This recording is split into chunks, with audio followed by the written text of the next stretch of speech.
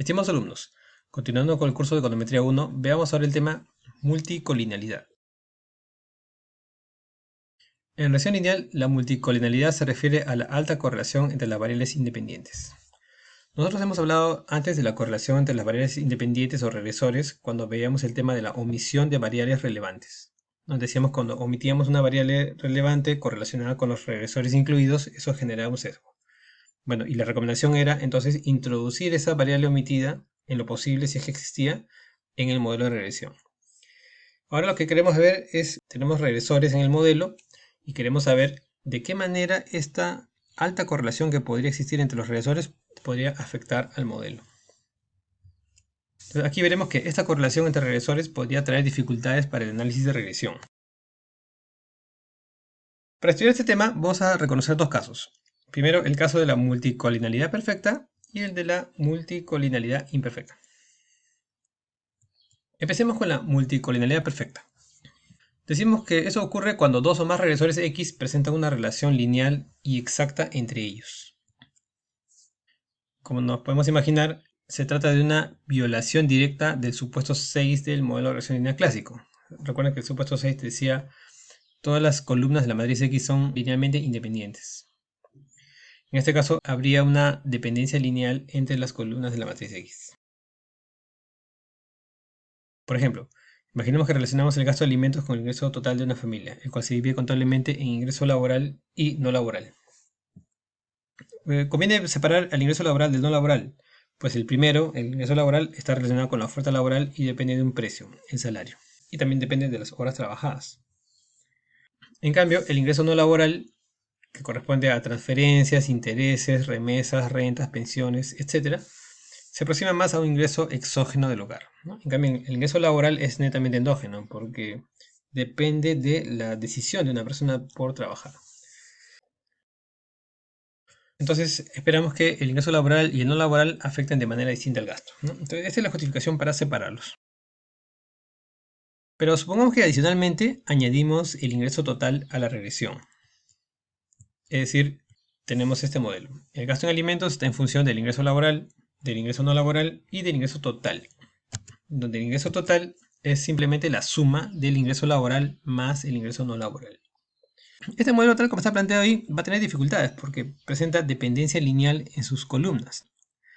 Hacer la variable ingreso total una combinación lineal exacta de las dos anteriores. Entonces, en este caso, K es igual a 4, el número de regresores, incluyendo la constante, pero el rango de la matriz X es solamente 3, por la dependencia lineal que he mencionado. Entonces, la matriz X repuesto por X, que es de orden 4 por 4, va a tener un rango que va a ser solamente 3. Entonces, la matriz X repuesto por X es una matriz singular y no existe la inversa de esa matriz. Y esa es la principal dificultad de la multicolinealidad perfecta, y es que no se va a poder obtener el estimador MCO.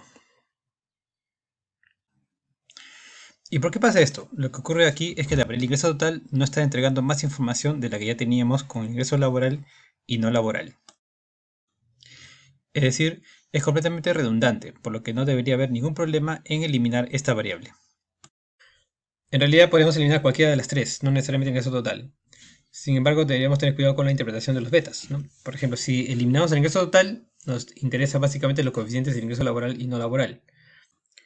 Pero si dejamos el ingreso total es porque nos interesa el efecto global de esta variable.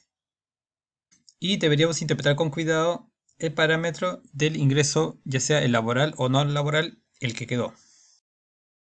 Entonces, este ejemplo me da una solución a este problema. Cuando tenemos multicolinealidad perfecta, la solución es eliminar alguna de las variables colineales. Y eso no debería preocuparnos porque en realidad estamos eliminando una variable que no está aportando ninguna información extra. Muy bien, pasemos al caso imperfecto, que es un caso mucho más común y más difícil de resolver. A diferencia del caso anterior, la relación entre las variables explicativas es fuerte, pero no perfectamente lineal. Por ejemplo, estimación de una función de producción. Es cierto que en la teoría esperamos cierta sustituibilidad entre el capital y el trabajo dado un nivel de producción Q. Pero si la muestra se basa en empresas de diferente tamaño, las que tengan un nivel de producción pequeño también tendrán niveles de capital y trabajo pequeños. Y las que tengan un nivel de producción grande también tendrán valores de capital y trabajo grandes. Entonces, debido al tamaño de la producción, a la cantidad producida, se va a generar una fuerte correlación entre las variables capital y trabajo en las funciones de producción. Hay otros ejemplos, ¿no? Por ejemplo, imaginemos que deseamos estudiar la relación entre el consumo con los ingresos y la riqueza. Imaginemos que planteamos este modelo. Sabemos que el ingreso es un flujo de dinero, mientras que la riqueza es un stock de dinero acumulado o de valores acumulados. Ahora, es muy probable que el ingreso y la riqueza estén altamente correlacionados. Entonces, si uno observa hogares con ingresos altos, es muy probable que tengan una riqueza acumulada importante, ¿no? Y también lo contrario. Pero la relación no es perfecta, pues es posible que alguien tenga ingresos bajos, pero riqueza alta, ¿no? Imagínense a alguien que acumuló durante toda su vida y que actualmente ya no trabaja. O podría ocurrir que una persona actualmente tenga ingresos muy altos, pero todavía es muy joven y no ha tenido tiempo de acumular. Entonces, con esto les digo que la relación entre la riqueza y el ingreso es fuerte, pero no es una relación perfecta. Veamos otro ejemplo. La relación entre el salario con la educación, la edad y la edad al cuadrado. Es un típico modelo tipo Mincer, donde tenemos que el logaritmo del salario está en función de los años de educación S, la edad y la edad al cuadrado. Aquí la idea de colocar la edad y la edad al cuadrado tiene que ver con esta teoría del ciclo de vida, ¿no? Que dice que a lo largo de la vida de las personas, los salarios empiezan a incrementarse conforme aumenta la edad. Uno es joven y gana poco, luego pasan los años, acumula más experiencia y los salarios deberían subir. Pero según pasa el tiempo y uno se acerca a la vejez, los salarios empezarían a bajar, ¿no? Entonces se describe una forma de U invertida, una forma cóncava hacia abajo de la relación entre salarios y la edad. Entonces, esa concavidad es capturada por la variable cuadrática edad al cuadrado. Y esperaríamos un signo positivo en edad y un signo negativo en edad al cuadrado. Y no solo negativo, sino un valor relativamente pequeño. Bueno, en este modelo la relación entre edad y edad al cuadrado es perfecta, pero no es perfectamente lineal, ¿no? Es perfectamente cuadrática, pero no es lineal. Entonces, en este modelo tenemos una relación muy fuerte entre edad y edad al cuadrado, pero que no representa una violación al supuesto número 6. El rango de la matriz X es K, porque existe independencia lineal entre las columnas. Lineal, aunque hay una dependencia no lineal, pero en realidad existe una independencia lineal aquí. Entonces, este modelo sí puede ser estimado por mínimos cuadrados ordinarios. De hecho, si uno piensa en términos de correlaciones, por ejemplo, la correlación entre edad y edad al cuadrado es alta, la correlación lineal me refiero, es alta, pero no llega a ser 1. Bueno, hay más ejemplos, ¿no? Por ejemplo, la relación entre el rendimiento escolar y la educación de los padres, madre y padre, ¿no? Típicamente uno espera que la educación del padre y de la madre estén correlacionadas fuertemente, ¿no? Digamos que padres muy educados usualmente tienen como pareja a mujeres también de nivel educativo similar, y si el padre tiene baja educación es bastante probable que la mujer también lo tenga. Bueno, entonces hemos mostrado varios ejemplos en donde la correlación entre los regresores puede ser muy alta, pero todavía no hemos dicho aquí cuál es el problema. ¿Cuál es el problema de tener una correlación muy alta entre los regresores? Lo que ocurre es que mientras mayor sea la correlación entre los regresores, mayor será la varianza de los estimadores MCO. Esto es perjudicial para la estimación, pues tener una varianza muy grande implica tener mucha imprecisión en la estimación de los parámetros poblacionales. Con varianzas grandes, podemos tener con mucha frecuencia a estimadores beta sombrero lejos del beta poblacional, pese a ser beta sombrero insesgado. Para ilustrar esto, veamos unos gráficos de densidades, ¿no? Aquí yo tengo dos gráficos de densidades de los beta sombrero. En la primera densidad, la que está más al centro, recuerda que la varianza es una medida de la dispersión de los valores posibles de esta variable aleatoria beta sombrero. Si la varianza es pequeña, entonces yo esperaría que la mayoría de las estimaciones se ubiquen cerca del parámetro poblacional. En cambio, si la varianza es grande, como corresponde a la otra curva más ancha, entonces podría ocurrir que yo tenga estimaciones muy alejadas del parámetro poblacional simplemente por la aleatoriedad de esta variable. Pese a ser insesgado, en este gráfico ambos estimadores son insesgados, pero el que es más colineal tendría una mayor varianza. En consecuencia, si la varianza es grande, las desviaciones estándar también serán grandes. Y esto termina distorsionando al estadístico t, que será inesperadamente bajo. Este denominador sería grande, entonces este valor t sería quizá más pequeño de lo que yo esperaría. Podría entonces ocurrir que aceptemos la hipótesis beta j igual a 0, pese a ser xj una variable relevante. Es debido a que el estadístico t puede salir inesperadamente bajo, terminemos aceptando una hipótesis que en realidad no es cierta. Consideremos un modelo de regresión lineal con k variables, tal como el que está aquí, donde y es la variable endógena, y esta vez en vez de llamar x a los regresores, vamos a llamarlos w21, w22 hasta wk-1, y al último de ellos vamos a llamarlos z. Solamente le estamos cambiando de nombre, son los regresores de siempre. En total son k variables, incluyendo a la constante. Se asume que la correlación lineal entre z, este último regresor, y las variables w, es decir, todos los demás, es una correlación alta, pero no es perfecta. Es decir, no estamos en el caso de multicolinaridad perfecta, sino más bien es un caso de multicolinaridad imperfecta. Queremos demostrar que la varianza del estimador MCO beta sombrero Z, es decir, la varianza de este de aquí, es lo siguiente. Varianza del estimador beta Z es igual a sigma cuadrado sobre 1 menos r cuadrado z, sumatoria de zi menos z barra al cuadrado. Donde este r cuadrado z es el r cuadrado de la regresión de z como endógena contra las variables w. Es decir, el r cuadrado de la regresión de este z contra todas estas variables w.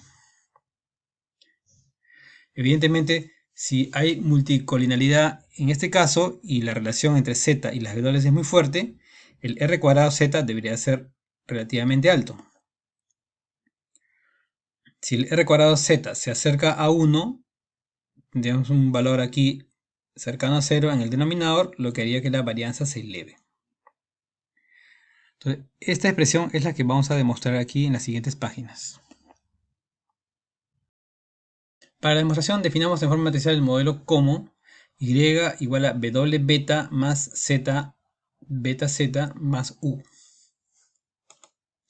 donde w es la matriz de todas las variables w, que son estas que están aquí, y la columna de unos también incluida en esta matriz w, y z es la columna que corresponde a la variable z que mencioné en la página anterior. Y beta z es este coeficiente, este parámetro que multiplica esta columna. Por lo que sabemos del teorema de Frijua y las regresiones parciales, sabemos que el estimador beta z sombrero es igual a z traspuesto mwz a la menos 1, z traspuesto mwy, donde mw tiene la forma de la matriz M simétrica de idempotentes, es identidad menos w por w traspuesto w a la menos 1 por w traspuesto. Entonces, este beta sombrero z es el estimador de este parámetro z que multiplica esta variable z que es colineal con las w.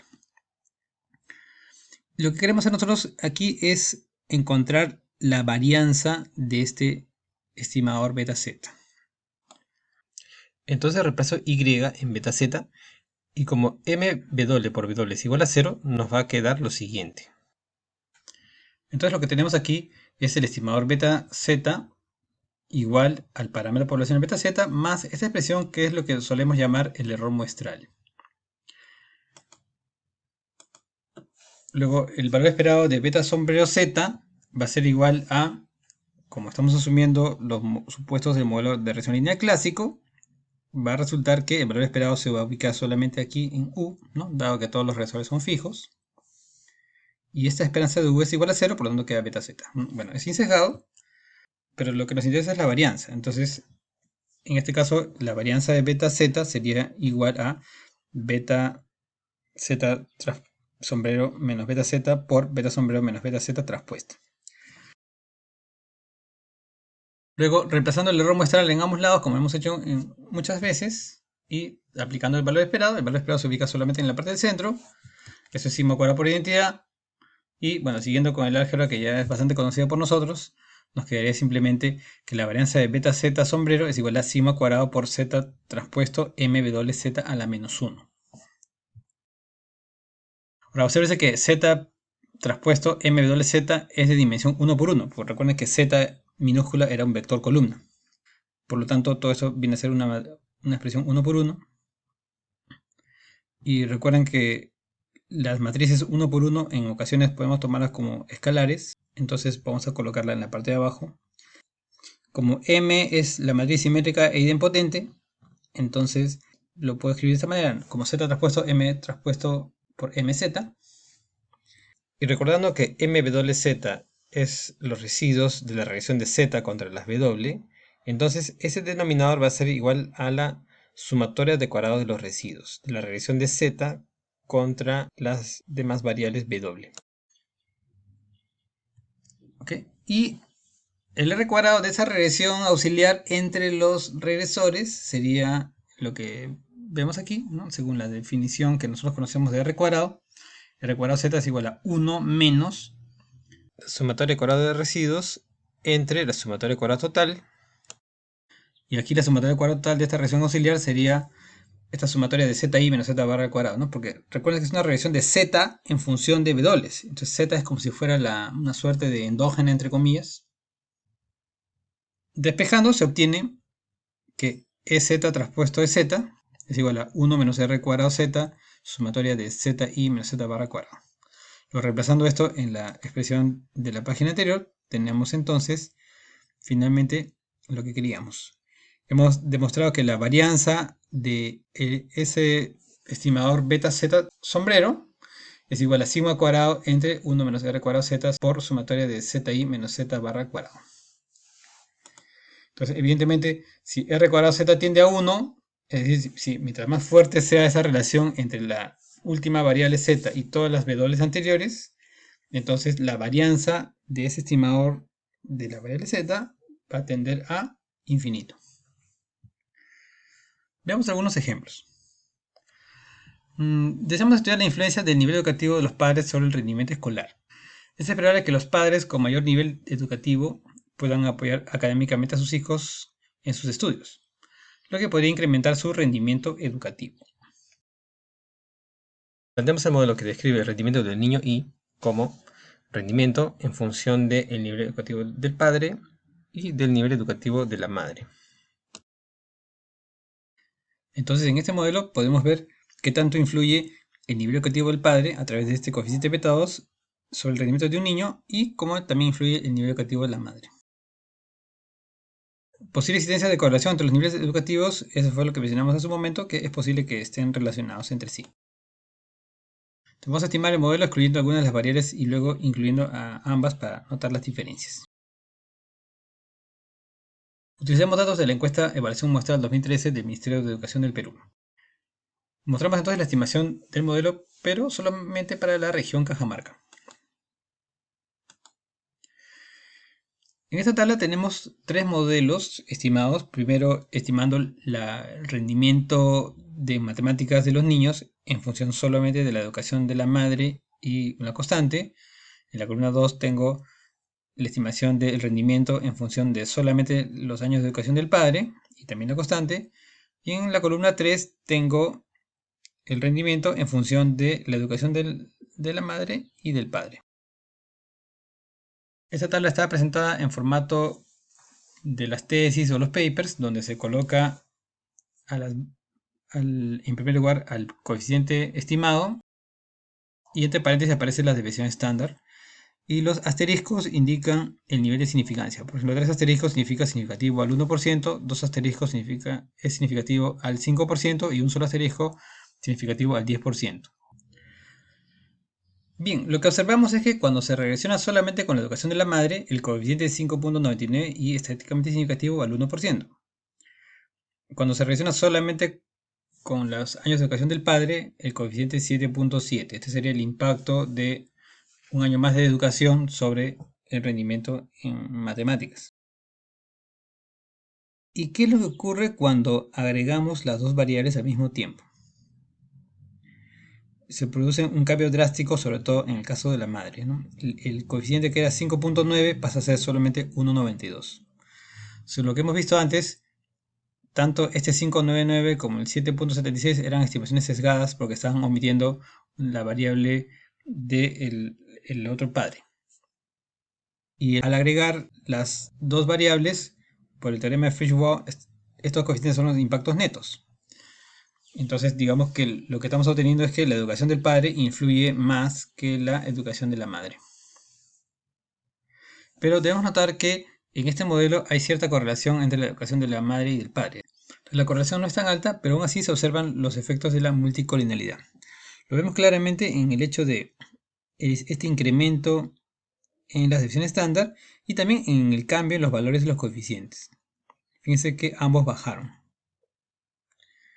Si no hubiera habido ningún tipo de correlación entre la educación de la madre y del padre, entonces no importaba si quitaba, omitía o no una variable, no hubiera habido ningún cambio. En este caso sí se observan cambios importantes en los betas. Veamos otro ejemplo. La estimación de la función de producción. Usamos los datos de 27 empresas para estimar una función de producción lineal de este tipo. Estos datos ya los hemos usado antes en ejemplos anteriores, solo que esta no es una función Cobb-Douglas, sino es una función lineal, pues los datos no están en logaritmos, sino en sus niveles originales. Y con los datos de las 27 empresas, nosotros podemos notar que existe realmente una correlación fuerte entre el trabajo, que aquí es labor, y el capital. Como decía antes, cuando el nivel de producción es más alto, se requiere más capital y más trabajo. En este caso la correlación entre K y L es 0.96. Es más alto que el caso anterior. Bien, veamos las consecuencias. Si estimáramos solamente con respecto al trabajo, el coeficiente obtenido sería 6.53. Si solamente tenemos el capital sería 0.715. Y cuando introducimos los dos, digamos que mejora la estimación porque se limpian los efectos, se tiene un efecto más puro, pero debemos ser conscientes de lo que está ocurriendo también, de que las desviaciones estándar se están incrementando bastante. De 0.35 pasa a 1.03 y aquí pasa de 0.03 a 0.11. Es decir, las desviaciones estándar se están multiplicando aproximadamente por 3. Entonces, lo que vemos aquí es que cuando se agregan las dos variables altamente correlacionadas, se producen cambios drásticos en los betas y las desviaciones estándar se triplican. Muy bien. Esto me lleva a la siguiente pregunta. ¿Cómo detectar la multicolinalidad? Existen algunas estrategias, algunas las acabamos de ver en este ejemplo, y una de ellas es esta, ¿no? Dice, por ejemplo, si yo observo estadísticos T bajos y estadísticos de significancia conjunta F alto. Lo que ocurre es que el estadístico T decíamos que se ve distorsionado porque la varianza se incrementa, por lo tanto la desviación estándar, es decir, el denominador del estadístico T se eleva, lo cual debería hacer que el T baje. Pero esa distorsión no se traslada al estadístico F. Pero sin embargo, este criterio no es muy concluyente, porque podría darse el caso de que yo tenga un estadístico T y F altos y al mismo tiempo tener multicolinalidad, ¿no? Como el caso, por ejemplo, de la función de producción.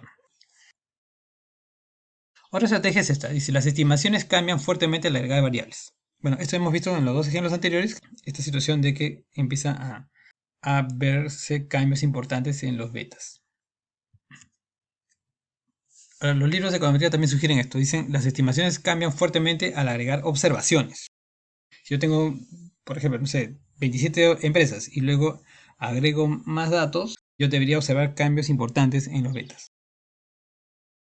No necesariamente es una señal de multicolinalidad, pero fundamentalmente este cambio importante en los betas se debe a la baja precisión en la estimación.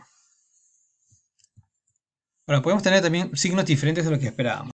Es decir, digamos que yo esperaba un signo positivo de repente de uno de los betas y un negativo del otro, y resulta que cuando estimo aparecen que ambos son negativos. Eso puede ser una señal de multicolinalidad, pero también podría ser debido a que nuestro modelo teórico es incorrecto.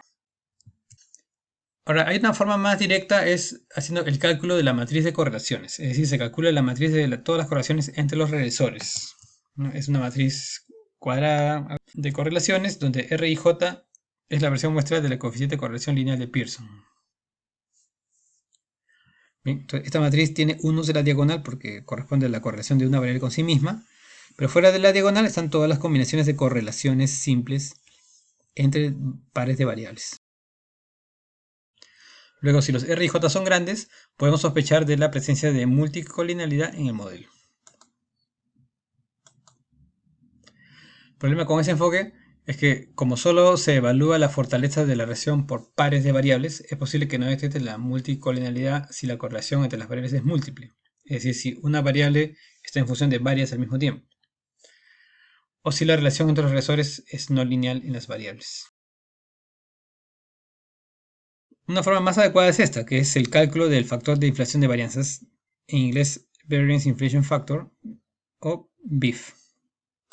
Se define como BIF igual a 1 sobre 1 menos R cuadrado Z. Este cuadrado Z ya lo habíamos visto antes, era el R cuadrado de una regresión auxiliar entre los regresores, entre las X. Se obtiene de la expresión de la varianza de la variable Z que encontramos hace un rato. Bueno, acomodándola, podemos ponerlo así. Como 1 sobre 1 menos R cuadrado Z, este es el BIF. Y este sería sigma cuadrado sobre sumatoria de ZI menos Z barra al cuadrado.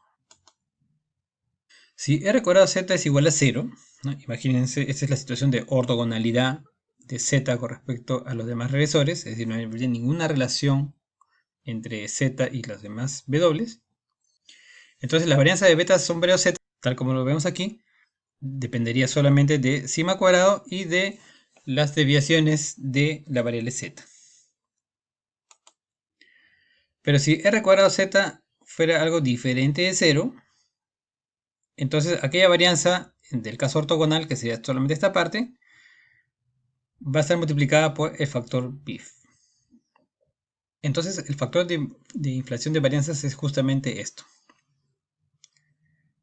Una ventaja de este enfoque es que el R cuadrado Z captura relaciones múltiples y no lineales entre los regresores, a diferencia del enfoque anterior de correlaciones que solamente lo hacía por pares.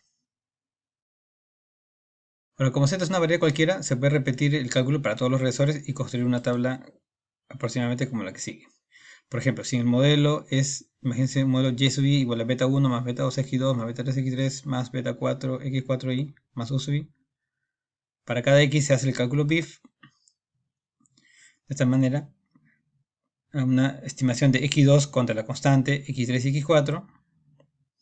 Una de regresión auxiliar de x3 contra x2 y x4 y la constante.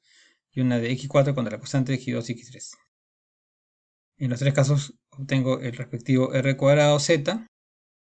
Y el valor BIF viene a ser, según la fórmula, estos que están aquí. En primer lugar, noten siempre que BIF va a ser mayor o igual que 1.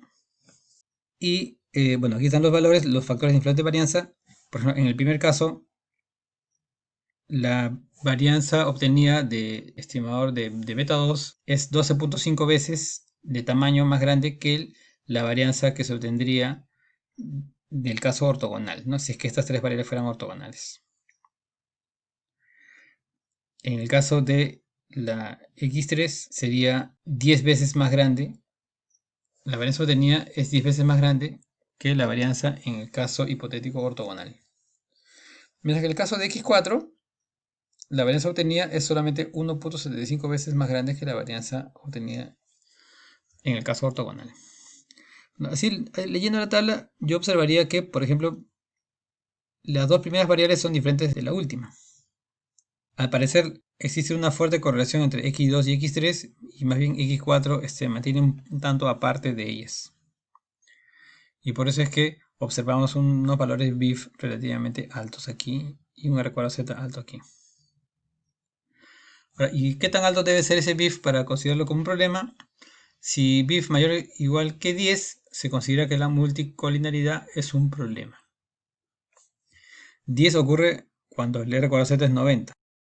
Entonces, siempre que yo tenga un R cuadrado entre los regresores más alto de 90, consideraré que tengo un problema de multicolinaridad y que debería estar preocupado. Por ejemplo, en el ejemplo de la función de producción lineal, calculamos la matriz de correlaciones y la tabla BIF. Primero, esta es la estimación de este modelo lineal. No es el modelo Cobb-Douglas que hemos visto en otros ejemplos en otros videos, sino sin tomar el logaritmo. Mediante el comando corre labor capital, yo puedo tener, esta es la matriz de correlaciones. Bueno, aquí en este caso solamente hay una correlación que es la que se obtiene de labor y capital. Es 0,96, es más o menos alta. Y aquí también puedo calcular a través del comando BIF, simplemente escribiendo BIF después de hacer una estimación MCO, me entrega una tabla, ¿no? Donde están los valores BIF. Y esto no es exactamente el R cuadrado Z, sino más bien es 1 menos el R cuadrado Z. Y entonces aquí tenemos bueno, este min BIF es el promedio de estos BIF. Y aquí vemos que, bueno, todos superan el valor 10, por lo tanto la multicolinalidad es un problema relativamente fuerte aquí. Bueno, la multicolinalidad es un problema de difícil solución. Aquí algunas alternativas no exentas de cuestionamientos. Por ejemplo, una primera de ellas es quitar alguna variable.